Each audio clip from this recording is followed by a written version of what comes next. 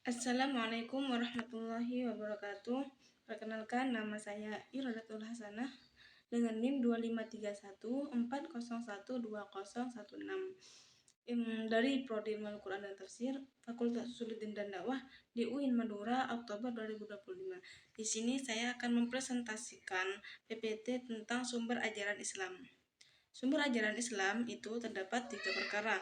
Yang pertama adalah Al-Quran, yang merupakan kalam Allah yang berbahasa Arab, wahyu murni yang diturunkan kepada Nabi Muhammad sebagai pedoman hidup.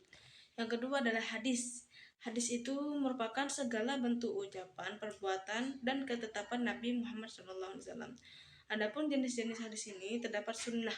Sunnah yang pertama Sunnah yang merupakan segala bentuk perbuatan atau kebiasaan Nabi Muhammad yang berkaitan dengan ajaran Islam.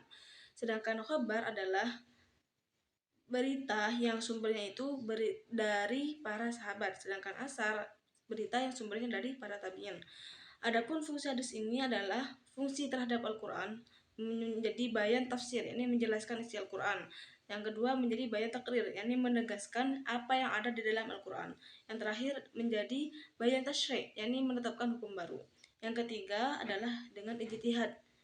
Ijtihad itu adalah usaha para ulama menetapkan hukum untuk masalah yang belum ada ketetapannya dalam Al-Quran dan hadis. Adapun jenis dan metode ijtihad itu dibagi dua. Jenis-jenisnya itu dibagi dua. Jenis berdasarkan pelaksanaannya, yakni ijtihad fardi yang dilakukan oleh satu ulama, sedangkan ijtihad jama'i yang dilakukan bersama oleh beberapa ulama. Yang kedua, jenis berdasarkan pelakunya, yakni ijtihad intiqai, memilih pendapat terkuat, yang paling kuat, yang selektif. Sedangkan yang macam yang B itu adalah ijtihad insya'i, yakni menetapkan hukum baru secara kreatif. Adapun metode ijtihad itu terbagi menjadi 7 macam. Yang pertama adalah ijma, kesepakatan para ulama. Yang kedua qiyas, yang merupakan analogi hukum. Yang ketiga istihsan, yakni memiliki hukum lebih yang maslahat. Yang keempat istishab, mempertahankan hukum asal. Yang kelima maslahah mursalah, yakni demi kemaslahatan umum. Yang keenam urf, melihat kebiasaan baik masyarakat. Yang ketujuh yang terakhir adalah sadud dari'ah, sebagai cara menutup jalan kerusakan. Adapun kesimpulannya, sumber dan proses penetapan hukum Islam itu ada 3. Yang pertama Al-Quran, yang merupakan wahyu Allah sebagai sumber hukum utama dan pedoman hidup umat Islam.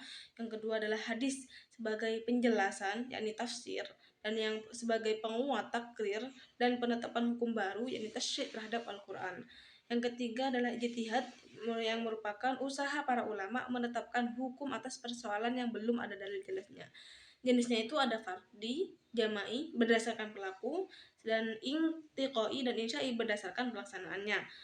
Adapun metodenya itu ada ijma, qiyas, ihtisan, istishab, maslahah, mursalah, urf, dan sadud dari'ah. Sekian dari saya. Cuma cukup hal itu yang bisa saya jelaskan. Mohon maaf bila ada salah. Wassalamualaikum warahmatullahi wabarakatuh.